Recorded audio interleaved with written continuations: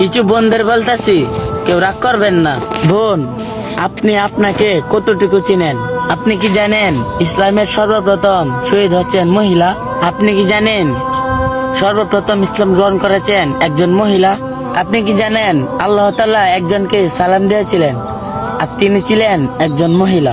আপনি কি জানেন আপনার যখন সন্তান জন্ম হয়, তখন যদি আপনি মারা যান, আল্লাহ তাআলা আপনাকে শহীদ মৃত্যু দান করেন? হে আমার বোন, কেন এই সামান্য জিন্দিগি পেয়ে আল্লাহর নাফরমানি করছেন?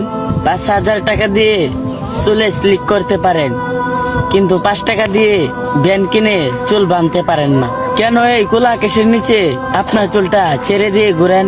4,000 টাকা দিয়ে দামি জামা কিনতে পারেন, কিন্তু 100 টাকা দিয়ে একটা ওড়না কিনে আপনার বুকটা রাখতে পারেন না।